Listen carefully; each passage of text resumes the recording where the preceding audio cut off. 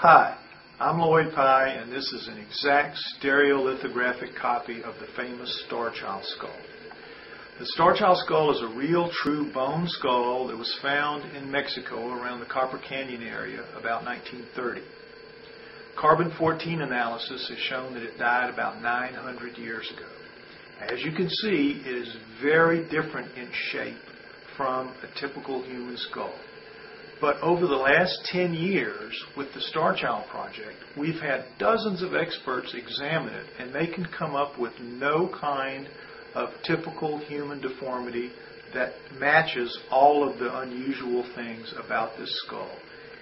Its unusual physiology begins with the bone itself. It's uniformly half as thick as normal human bone, and it weighs half as much. It's very light by comparison, and yet it's 2 or 3 times as hard. It's extremely durable. We think some of that durability comes from very unusual fibers woven through the matrix of the bone, never seen in any other animal of any kind. There's also a red residue found in the bone in the cancellous holes that is also very unlike any other bone that is known. So you have those unusual attributes right off the bat.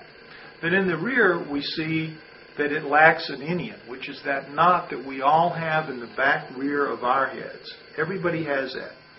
Chimps have it, gorillas have it, everything has it. And that's where your neck muscles attach. Its neck muscles attach all the way down here, right on top of the foramen magnum, meaning it has a very small neck, like half the size of a normal human neck.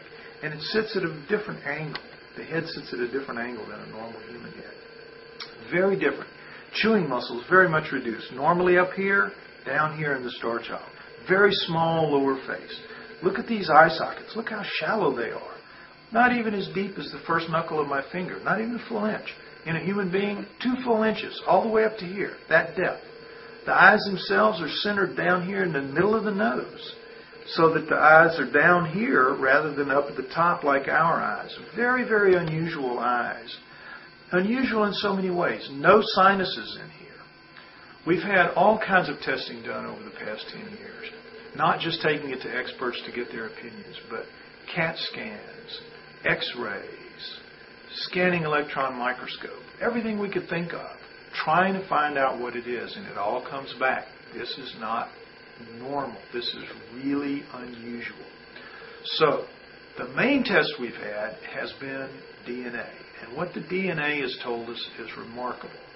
In 2003, we recovered very easily its mitochondrial DNA, which told us that its mother was human. But in 6 full attempts, we could not recover its nuclear DNA.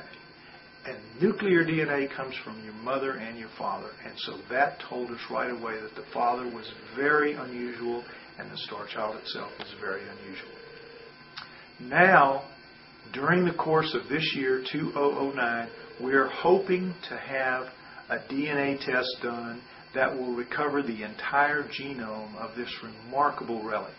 And when we get that result in, and we believe that we'll have it by the end of this year, we know that this skull is going to make history as big and as dramatically as history can be made.